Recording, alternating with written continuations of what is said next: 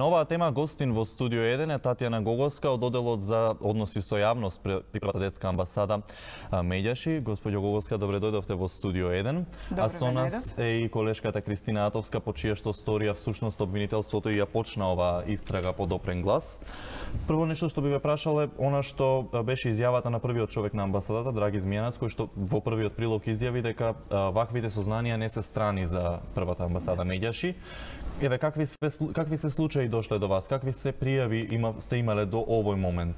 Значи, во текот на работењето на Првата детска амбасада Медјаши овие цели 26 години, имало дојави за разни злоупотреби на деца. Меѓутоа, имало и дојави и за злоупотреба од овој вид, нели, за подкуп за деца при усвојување. Меѓутоа, секогаш тоа било некако скриено, да не се открие идентитетот, да не се наруши интегритетот на личноста која што се обраќа. Ова беше прв пат Кристина, која што е засегната во целиот овој случај, која што го потегна сето ова, да дојде во детската амбасада Медјаши и јавно да сака да проговори. Детската амбасада веднаш, значи уште вториот ден направивме еден состанок и веднаш се покрена целата оваа акција, од која што верувале или не, ние сме малку и позитивно затечени од брзата реакција на обвинителството во сето ова. Предпоставам сте контактирале веднаш по тоа и со Министерството со сите надлежни институции, на каков однос наидовте од таму? Значи, со Министерството Медјаши континуирано контактира, нели, по разни поводи, причини и сето тоа, и со ова беше обратено до Министерството, нормално не се доби никаков одговор, едноставно не може да се најде на некоја заеднички состанок, па да видиме кој е, како е, што е, и ние после тоа бевме приморани да чекаме каков ќе биде подопрен глас фидбекот од обвинителството, и ќе повторам уште еднаш, овој пат сме и позитивно изненадени затоа што обвинителството релативно брзо изреагира по овој допрен глас и по објавите на вашата колешка, така што се надеваме дека овој случај фактички ќе биде еден почеток на разрешување на еден, што кажав јас и во една изјава, на многу тешка една пандорина кутија која се отвори, која мора сега да се следи и мора некако да има завршница. Се надеваме позитивна за сите родители и сите деца кои што понатаму во иднина ќе дојдат во ситуација да бидат усвојувани или да бидат усвоители. Кога сме веќе кај односот од институциите, еве колешката ќе ја прашам, Мила Царовска, министерката за труд и социјална политика, чинам не ја видов никаде за целиот овој случај, да даде конкретна изјава пред камерите, бидејќи станува збор за голем случај. Каков беше односот на Мила Царовска кога ти се обиде да ја контактираш?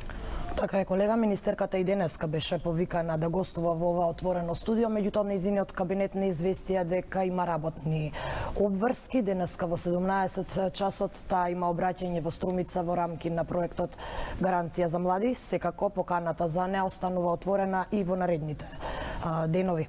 Во однос на целокупниот однос на министерката кон сите овие сомнежи кои излегува во јавноста, мора да кажам дека мојата перцепција е слична на ставот на Кузманова, кој го слушнавме од прилогот. Министерката, сакав моето истражување 5-месечно да го заокружам нормално со став на Мила Царовска, на првиот човек на министерството. Меѓутоа, таа не се одважи да застане пред камерите. Образложението исто така беше работни обврски. А што е со оние инволвираните во случајот? Се споменуваше службеничка од министерството, веќе лица одат на распит во обвинителството за истраги. Како што кажа, тие веќе се повикуваат еден по еден на распит во обвинителството. Мора да кажам дека по објавувањето на сторијата на Кузманова имавме и закани од одредени службеници внатре во министерството. Меѓутоа, министерката не изреагира дури ни по објавување на прилогот. Само имавме писмен одговор на нашите прашања поврзани со овој случај, поврзани со тоа дали се бара мито, дали се бара подкуп за да се даде дете на посвојување.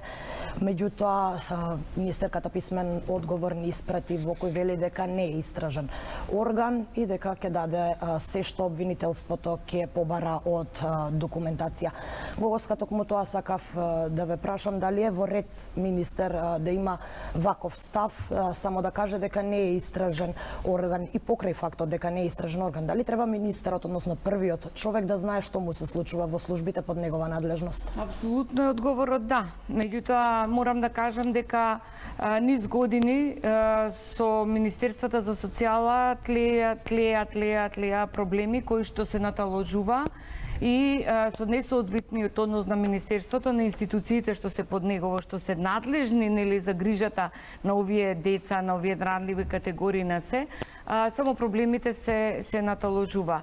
Меѓаш и со години работи за заштита на таквите деца, на тие ранливи групи на категории на граѓани, пред се на деца, меѓутоа и на возрастни.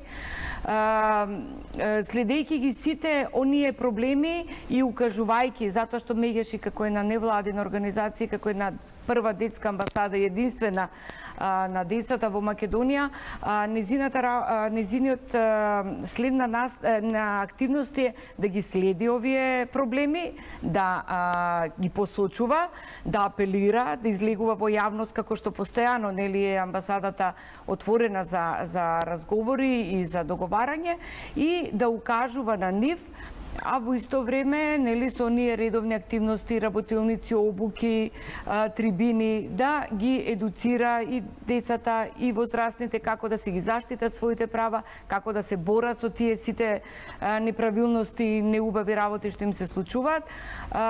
Јас можам да кажам дека следејќи ги овие проблеми, и јас лично, не само како амбасада, со години, тие навистина се наталожени во Министерството за социјала и труд, се наталожени во сите негови сегменти. Значи во сите институции, дали во домовите за деца без родители, дали во домот за деца новороденчиња што се па потоа се подлежни на усвојување, дали во центрите за социјална грижа кои што се само не центри за позитивна социјална грижа, но оние на кои што најмногу им е потребна. Дека се бара мито за да се посвои дете е јавна тајна долги години наназад, барем таква перцепција има јавноста, меѓутоа ова е прв пат обвинителството да почне да ги истражува ваквите состојби. Дали очекувате расветлување на состојбите? Па јас кажав дека она најпозитивното уште после нашата прва средба, знаеш, во Меѓаши, и кога прв пат излега овие настани пред првото гостување и после гостувањето на Драги Змијанац по медиумите, потоа јас бев присутна на неколку места. Јас кога велев дека треба и писмено да се обратиме до обвинителството, рекоа дека сепак малку ајде да почекаме па да видиме, не оди така брзо, и бевме навистина позитивно изненадени затоа што ова е едно горливо прашање. Точно со години е јавна тајна дека за усвојување на децата се бара подкуп, меѓутоа за жал досега никој конкретно не истапил како Кристина да каже дека да, мене ми побара на овој начин и да има целата таа документација која што нели свој фотокопии има и во Меѓаши. Добро е што се отвори целиот овој процес и целата оваа постапка. Ние цело време сме во текстот на станите што се случуваат. За секое повикано лице на некој начин ни дава нова надеж. Еве сега беше медицинската сестра од градинката, посочената градинка, не знам дали јавно ја објавувате, беше објавена, затоа што беше викната на распит, ја викаме добро е, значи одиме еден чекор понатамо. Сите инволвирани да се вклучат треба, на крајот и целото Министерство за социјала и труд и сите оние што биле и оние што се сега, значи сите оние што учествувале да се види колкавиот нивниот удел и колку тие се вклучени во тоа нечесно и многу тажно, нели, тажен процес на такво барање подкуп за усвојување дете, меѓутоа и на сите оние што се сега во Министерството, а едноставно немаат, барем не чувствуваме дека сака да помогнат во расветлување на сето она што е со години. Самите спомнавте дека е со години јавна тајна овој случај. Народниот правобранител дури објави дека вакво нешто се случува и на клиниката на гинекологија. Да. Дали вие вакви пријави сте имали и дали можеби сте стапиле во контакт за да ги удружите силите со народниот правобранител? 2013 беше бил тој обид, јас тогаш не бев во Меѓаши, меѓутоа знам од податоците 2013 народниот правобранител кога излегол со таков податок, Меѓаши веднаш со изјави, до медиумите, со обраќање, Меѓутоа, повторно е тој некој јазол кој што е толку многу цврст да самиот народен правобранител не може тоа, иако и пред месец дена и самиот излезе повторно така и се приклучи на тоа, рече дека ова се повторува. Јас војна, сега и повторно ќе повторам она што војна изјава, пријавувањето на толку мртвородени деца на сето тоа што се случува на државна клиника е малку симптоматично, ако се знае дека бројот на мртвородени деца наводно се зголемува, а од друга страна се објаснува дека не е тоа можно, дека има најсовремена апаратура, дека има најдобра грижа и сите тие работи.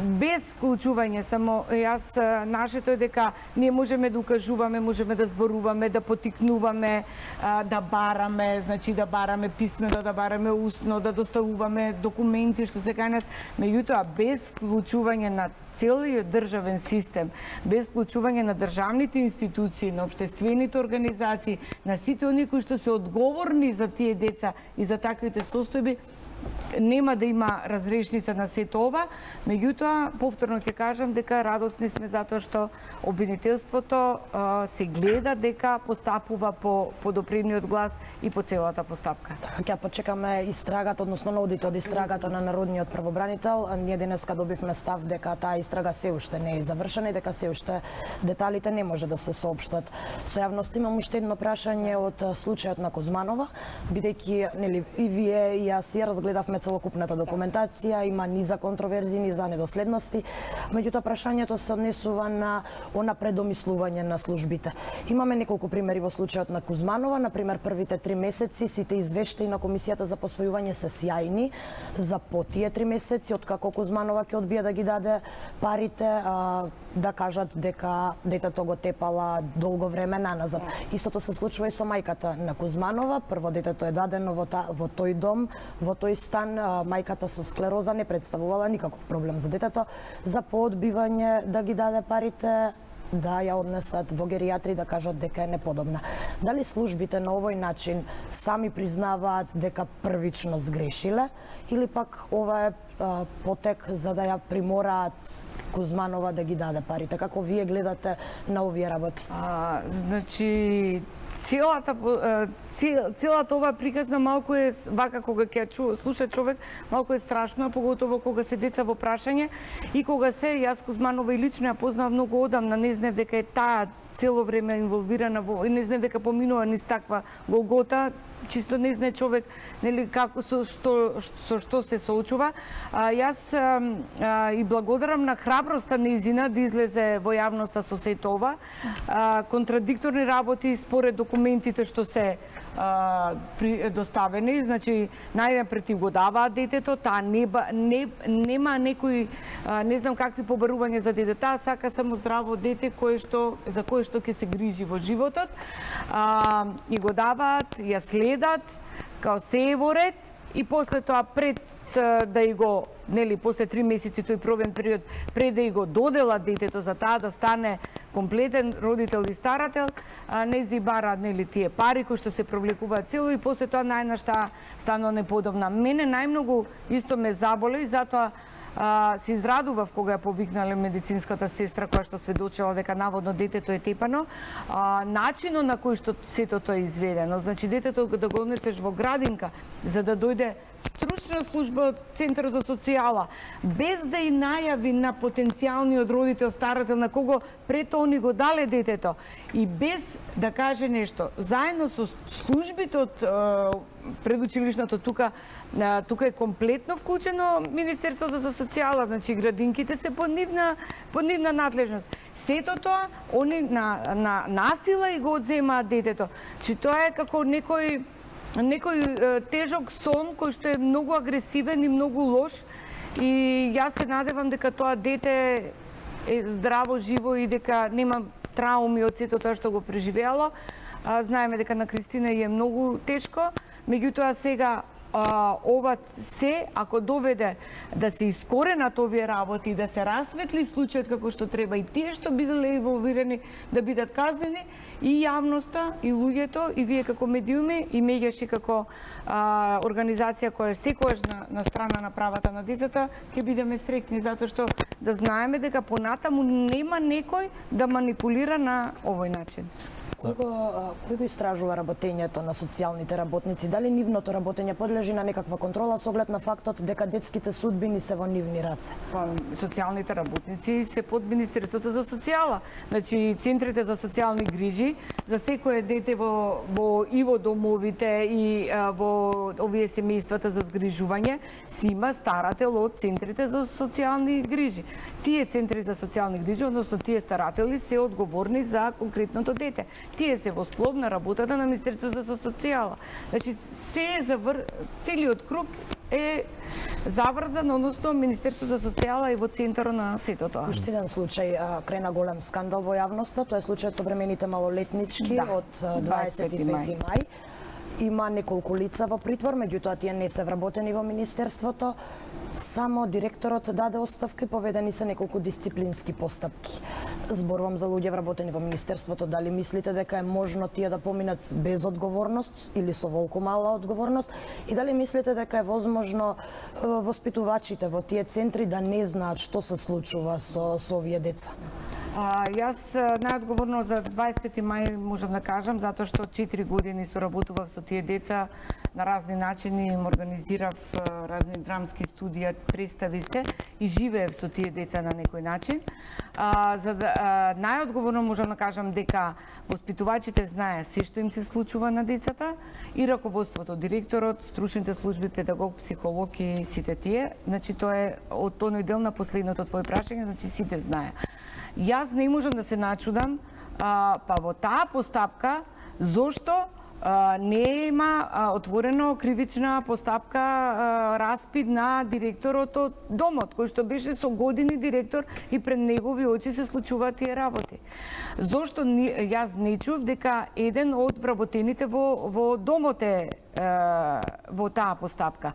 Значи, во постапката се 12 луѓе од Центарот за социјални грижи, што е во ред да се, меѓутоа, каде се тука и две лица кои што биле Што туку не извести од режијата дека имаат мал технички проблем околу вашиот микрофон, ќе се извиниме, ќе заминеме на кратка пауза за да можеме да го решиме.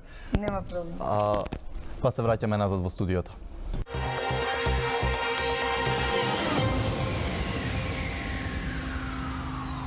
Кратка пауза, ние сме назад во студиото со Татјана Гоговска од Оделот за односи со јавност од Меѓаши, првата детска амбасада. Одиме со уште едно прашање до крајот на разговорот. Така, за крај, бидејќи и за случајот со бремените малолетнички од 25 мај, првото соопштение кое го испрати Министерството за труд и социјална политика беше дека нема злоупотреба и нема злоставување. Дали имате перцепција дека Министерството ги штити луѓето вработени во овие служби? Па по сето она што го дава, очигледно е да. Иако не треба, значи се треба да биде во позитивен однос кон оние кои што ги штитат. Значи тоа се децата, тоа се бездомните, тоа се децата од домовите без родители, во згрижувачките семејства. Жалосна е целата состојба, жалосна е состојбата со 25 мај. Јас искрено се надевам дека и директорот и вработените од тој дом ќе дојдат пред распит пред органите на правдата, дека ќе излезе на виделина таа правда која што со години децата тој травматичен однос и таа ситуација ја чувствува, ја живеа и беа едноставно незаштитени, препуштени сами на себе. Така да се надеваме дека истражните органи до крај ќе си ја завршат работата. А ние во студиото имаме една пракса, на секој гостин му подаруваме книга и вие подаруваме Времето на Перонов од нашата драга Санта и се надеваме дека ќе уживате во страниците и да се надеваме дека оваа приказна ќе го види лицето на правдата. Благодарам многу, иначе Санта Аргирова ми беше и колешка кога јас работев на македонската телевизија, така да баш за вашето гостување, ми беше чест. Благодарам. Истина вас. А ние продолжуваме понатаму со останатите содржини по кратката пауза.